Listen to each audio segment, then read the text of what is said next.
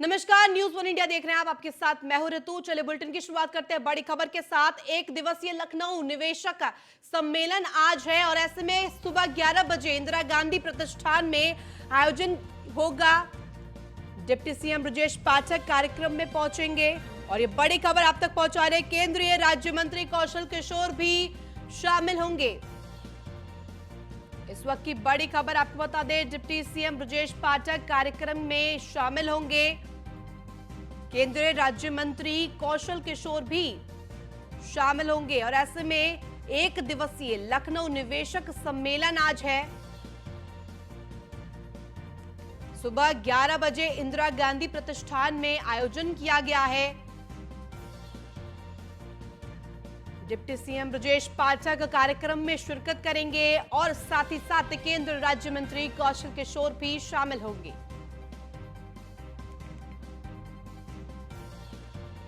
अधिक जानकारी के साथ हमारे संवाददाता अश्विनी जुड़ गया। अश्विनी, जिस तरह से आज 11 बजे इंदिरा गांधी प्रतिष्ठान में आयोजन किया गया है निवेशक सम्मेलन का, क्या कुछ अधिक जानकारी आपके पास? बिल्कुल। इस समय देखा जा रहा है कि ग्लोबल इन्वेस्टर समिट होना उससे पहले जिला स्तरीय जो है इन्वेस्टर समिट आयोजित की जा रही है, जिसमें अभी देखा गया था कि बहराइच में जब इन्वेस्टर समिट आयोजित हुई थी, उसकी प्रशंसा मुख्यमंत्री ने की, तो उसके बाद तमाम जिले भी और भी जो इन्वेस्टर समिट जिला स्तरीय आयोजित कर रहे हैं। आज लखनऊ में जिला स्तरीय इन्वेस्टर समिट है, जिसमें जो है लखनऊ में निवेश करने वाले लोगों को बुलाया गया है। जो इच्छुक लोग हैं वो लखनऊ में आ सकते हैं और ना इन्वेस्ट कर सकते हैं। निश्चित तौर पर इसी को लेकर ये पूरी इन्वेस्टर समिट होगी, जिसमें उप मुख्यमंत्री ब्रजेश पाठक मौजूद रहेंगे, साथ ही साथ जो केंद्रीय राज्य मंत्री हैं कौशल किशोर वो मौजूद रहेंगे। निश्चित तौर पर कल डीएम ने जानकारी दी थी कि लखनऊ में अब तक लगभग 5,000 करोड़ से ज्यादा का जो है निवेश आने की संभावना बन चुकी है। तमाम जो निवेशक हैं उन्होंने सहमति बताई है और कल का दिन आज का यानी कि दिन होगा, इसमें स्थिर साफ कितना आखिर निवेश लखनऊ में सिर्फ आने वाला है। ठीक है अश्विनी, और कौन कौन इसमें पदाधिकारी शामिल हो सकते हैं? बिल्कुल, डिप्टी सीएम ब्रजेश पाठक रहेंगे, साथ ही साथ जो है कौशल किशोर जो केंद्रीय राज्य मंत्री हैं। इसके अलावा बात करें तो तमाम अन्य लोग शामिल होंगे, तमाम निवेशक शामिल होंगे, जिला प्रशासन के तमाम अधिकारी होंगे। जी बहुत बहुत शुक्रिया तमाम जानकारी के लिए अश्विनी। उत्तर प्रदेश के डिप्टी सीएम केशव प्रसाद मौर्य ने दिल्ली में केंद्रीय गृह मंत्री अमित शाह से शिष्टाचार भेंट की। अमित शाह से मुलाकात के बाद केशव प्रसाद मौर्य ने कहा कि लोकसभा की 80 सीटें जीतने का मार्गदर्शन मिला। वहीं राहुल गांधी पर चुटकी लेते हुए उन्होंने कहा कि राहुल गांधी कब क्या बोल दे क्या पता।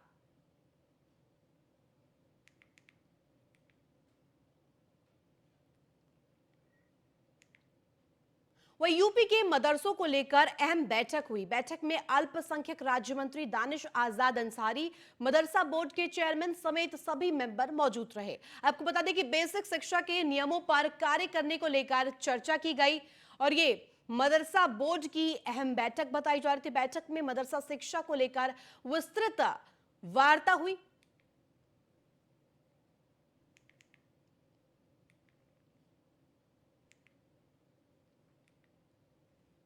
बरेली में प्रदेश के खेल कूद एवं योग कल्याण राज्य मंत्री गिरीश चंद्र यादव ने अखिलेश यादव पर निशाना साधा।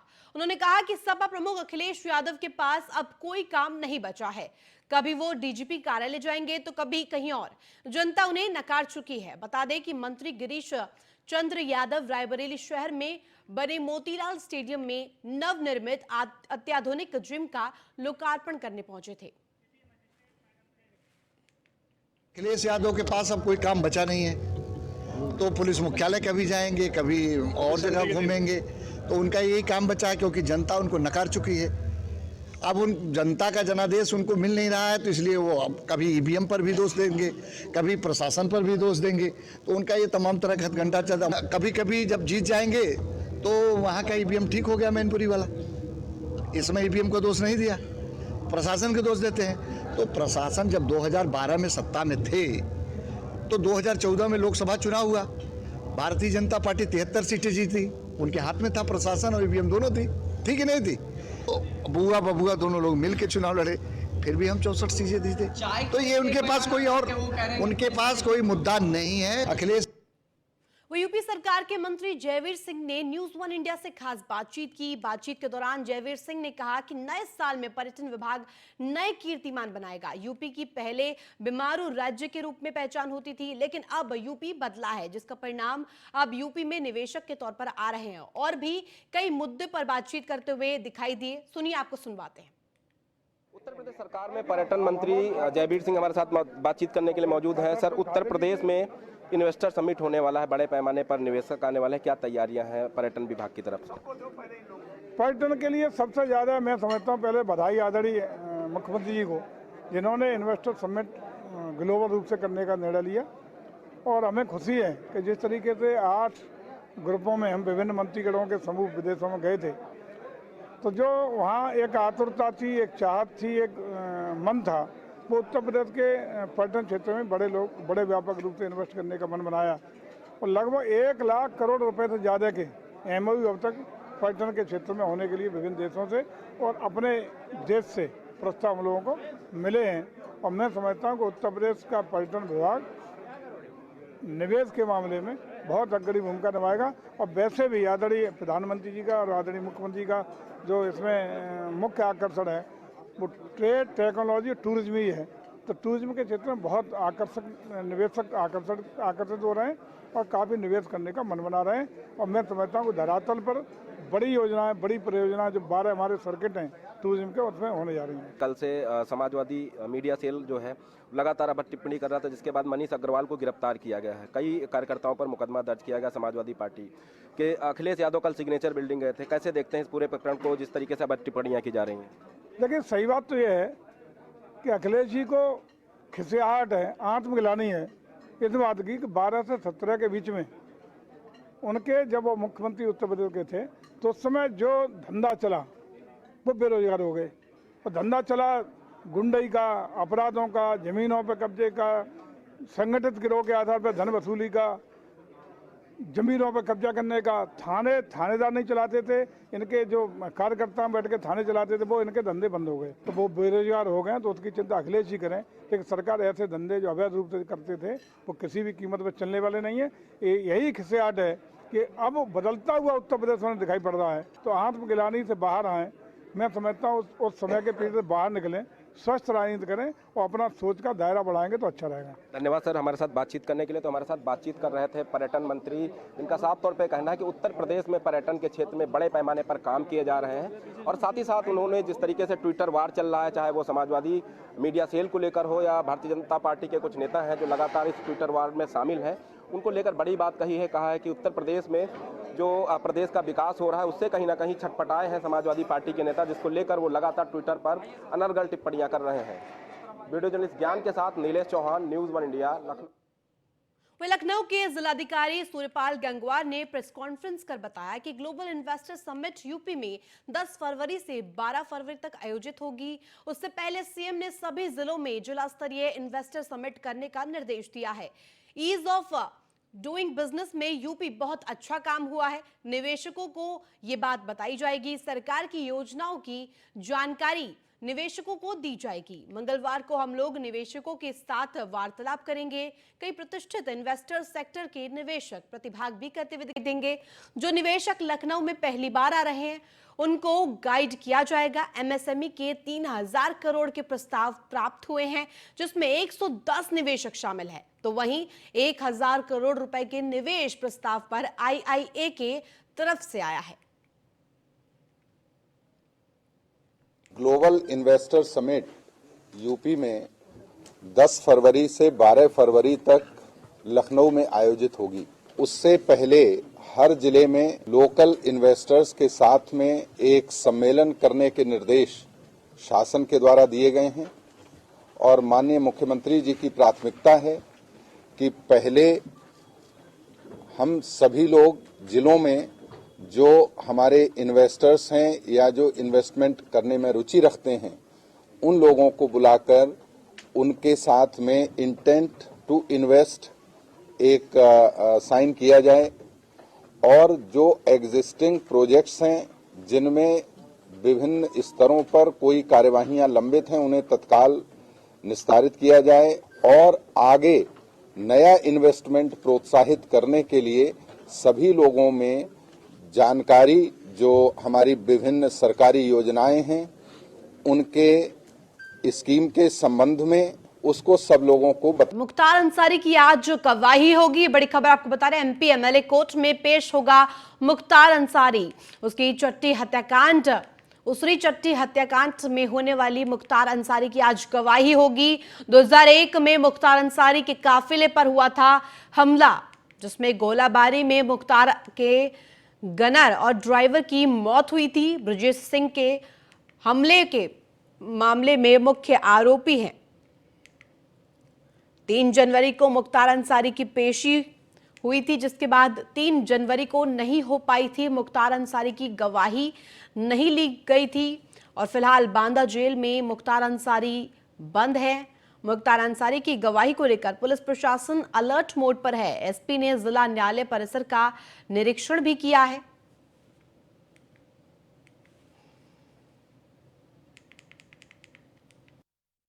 कल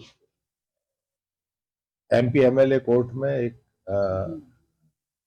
हत्या का मामला जो लंबित चल रहा है, उसमें मुख्तार अंसारी की पेशी की तिथि निश्चित है। कल वो बांदा जेल से आएंगे, यहाँ पे संबंधित न्यायालय में पेशी कराई जाएगी। उसके लिए व्यापक सुरक्षा प्रबंध कचहरी में किए गए हैं। कोर्ट के आसपास अनावश्यक रूप से जमावड़ा ना लगे लोगों का, और कोर्ट परिसर के आसपास अनावश्यक लोग ना आए, इसके लिए भी पर्याप्त सुरक्षा व्यवस्था रखी गई है। अगली खबर गाजीपुर से, जहां 3 हीरोइन तस्कर गिरफ्तार किए गए हैं। तस्करों से 1124 ग्राम हीरोइन बरामद की गई है। आपको बता दें कि अंतर्राष्ट्रीय बाजार में 1 करोड़ की कीमत बताई जा रही है और ऐसे में पुलिस और स्वाट टीम ने तस्करों को पकड़ा है। पकड़े गए 2 तस्कर गाजीपुर के रहने वाले हैं और 1 तस्कर बाराबंकी के मसौली का है। यह मामला गाजीपुर का, जहां गाजीपुर से हिरासत में लिए गए 2 तस्कर और साथ में भारी मात्रा में स्वाट टीम ने हीरोइन भी बरामद की है। पकड़े गए तस्कर है गाजीपुर के रहने वाले और 1 तस्कर बाराबंकी का रहने वाला। आज कोतवाली पुलिस और हमारी जो स्वाट और सर्विलेंस की टीम है, ये काफ़ी दिन से मादक पदार्थों पे काम कर रहे थे, क्योंकि इसके लिए गाजीपुर कुख्यात भी है। तो रात में इन्हें एक सफलता मिली है, जिसमें 3 शातिर अपराधियों को गिरफ्तार किया गया है, जो अवैध मादक पदार्थों को बनाते भी थे और उन्हें बाजार में अपना ग्राहकों तक पहुंचाते भी थे। वहीं उन्नाव में आगरा लखनऊ एक्सप्रेसवे पर बस और डीसीएम में टक्कर हो गई है। हादसे में 4 लोगों की मौत हो गई है, जबकि कई लोग घायल बताए जा रहे हैं। उनके इलाज के लिए उन्हें फिलहाल अस्पताल में भर्ती कराया गया है। वहीं हसनगंज सीएससी पहुंचे एसडीएम अंकित शुक्ला ने यात्रियों की खानपान की व्यवस्था की। बताया जा रहा है कि हादसे में शिकार हुई गुजरात से नेपाल जा रही थी बस और ऐसे में दुर्घटनाग्रस्त हुई बस। आगरा लखनऊ एक्सप्रेसवे पर यह बड़ा हादसा हुआ।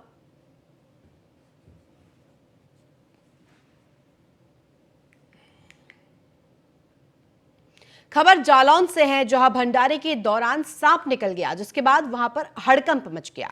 भंडारे में मौजूद साधु बाबा ने सांप को पकड़ने का प्रयास किया।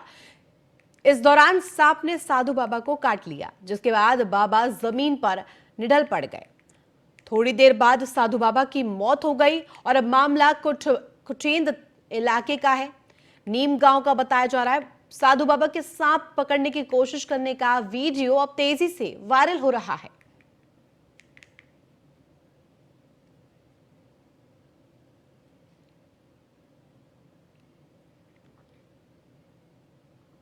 महाराजगंज में एक सिपाही का एएसपी से छुट्टी का आवेदन पत्र वायरल हो रहा है। सिपाही ने अपर पुलिस अधीक्षक को छुट्टी के लिए धार्मिक आवेदन पत्र दिया है। मार्मिक आवेदन पत्र में उन्होंने लिखा कि उसका पिछले महीने गौना हुआ है, उसे छुट्टी नहीं मिल पा रही थी। इससे पत्नी नाराज हो गई है, कॉल करने पर बात नहीं कर रही है।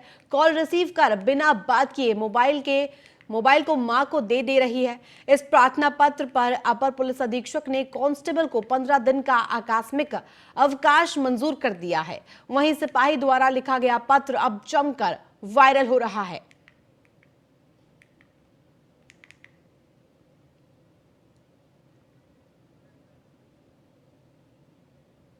अगली खबर महाराजगंज से, जहां सिरफिरे आशिक का मुकदमा दर्ज किया गया है। पुलिस ने नाबालिग आरोपी को कोर्ट में पेश किया।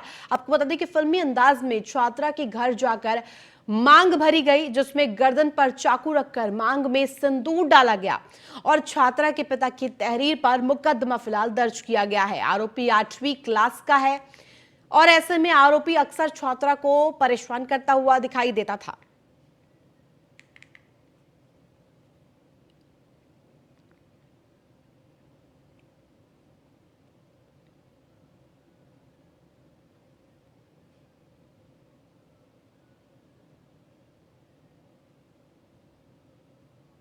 बुलंदशहर में मजदूरों को सर्दी में नहीं मिल पा रही है कोई भी व्यवस्था। न्यूज़ 1 इंडिया के संवाददाता प्रवीण लोधी ग्राउंड जीरो पर पहुंचकर दिहाड़ी मजदूरों की बेबसी को लेकर बातचीत की। आइए आपको भी सुनवाते हैं। पहाड़ी इलाकों में हो रही बर्फबारी का असर मैदानी क्षेत्रों में भी देखने को मिल रहा है। इस दौरान हम जो बुलंदशहर है वहाँ जो एक नुमाइश मैदान है वहाँ पर है, जहाँ जो मजदूर तबके के लोग हैं वो अपने रोज़गार के लिए या दहाड़ी लगाने के लिए यहाँ पर एकत्रित होते हैं। इस time news 1 India ground zero पर ये जानने के लिए पहुँचा है कि आखिर इस कड़कड़ाती सर्दी में जो मजदूर तबका है उनको कितनी परेशानियों का सामना करना पड़ता है और किस तरीके से वो अपने जो दिनचर्या है उसकी शुरुआत करते हैं। हमारे साथ बातचीत करने के लिए बहुत सारे यहाँ मजदूर लोग हैं, उनसे बातचीत हम करेंगे। क्या नाम है बाबूजी आपका? मेरा नाम धर्मपाल है। धर्मपाल जी, आप जैसे यहाँ आए हैं तो दहाड़ी मजदूरी के लिए आए हैं जी। तो काम कैसा लगता है रोज या नहीं लग पाता है? कोई नहीं, एक दिन लग गया, चार को उठा ली, कहाँ काम लग पाएगा हमारा? अरे काम ना मिल रहा है, बहुत परेशानी हो रही है। दहाड़ी तो चलो जैसे हम गुजारा करते हैं, एक दिन काम लगा एक दिन नहीं लगा। बात सार बहरहाल ये है कि पहले सिलेंडर फ्री बांटे थे मोदी जी ने, अब क्या स्थिति है कि वो 1100 रुपए का सिलेंडर मिला, तो काहे के फ्री है वो सिलेंडर? परेशानी यही है जी, पर काम तो इस समय मिल ही ना पा रहा है, ये सारी परेशानी। हाँ जी, चावल मिल रहे हैं, पहले गेहूँ भी मिले हैं, चना भी मिले हैं, जैसी व्यवस्था है अब मिल रहा है, लेकिन अब नहीं मिल रहे। अब तो खाली गेहूँ और चावल। भैया परेशान मजदूर बहुत है जी, महंगाई इतनी है और भट्टा पे 9,000 ईंट है, तो कोई हम बाल ईंट नहीं खरीदेंगे, नहीं बेच पाएंगे, ना ले पाएंगे, तो मजदूर को तो मजदूरी नहीं मिलेगी। फिर इसमें बीजेपी सरकार में जो है मतलब मजदूर को ज़्यादा ही जो है परेशानी का सामना करना पड़ रहा है। पहले नोटबंदी हुई, फिर उसके बाद में कोरोना चल गया और कोरोना चलने के बाद में जो है मतलब आदमी बिल्कुल ढीला पड़ गया, पहले कर्जे से उभरे ना। ये जो मजदूर तबके के लोग हैं, यहाँ ये आग है और इस आग के सहारे यहाँ पर बैठकर अपने काम की जो बाह जोड़ते हैं लोग। कई सारे ऐसे भी इनमें मजदूर हैं, जब इनको काम नहीं मिलता है तो दोपहर को ये अपने घर जाते हैं, तब हालांकि इनको कई जो दिक्कतों का सामना करना पड़ता होगा, लेकिन इनकी सरकार से गुहार है कि जो मजदूर तबका है इसके लिए कुछ विशेष अनुबंध कराया जाए, जिससे जो इनके परिवार हैं उनको भी सहायता मिल सके और जो परिवार के जो लोग हैं वो भी अपने जीवन का पूर्ण तरीके से आनंद उठा सकें। बुलंदशहर से न्यूज़ 1 इंडिया के लिए परवेंद्र लोधी। अगली खबर मिर्जापुर से, जहां जीआरपीएफ ने राजधानी एक्सप्रेसवे पर पथराव करने के मामले में 4 युवकों को गिरफ्तार किया है। आरोपियों ने कल मिर्जापुर से कुछ दूर आउटर पर हावड़ा और सियालदह राजधानी एक्सप्रेसवे पर पथराव किया था, जिससे दोनों एक्सप्रेस ट्रेनों के शीशे टूट गए थे। वहीं मामले की शिकायत मिलने पर आरपीएफ ने मामला दर्ज किया था और आरोपियों की तलाश के लिए टीम भी गठित कर दी थी। पथराव के मामले में पुलिस एक आरोपी की तलाश में जुटी है। पकड़े गए सभी आरोपी मिर्जापुर के रहने वाले हैं।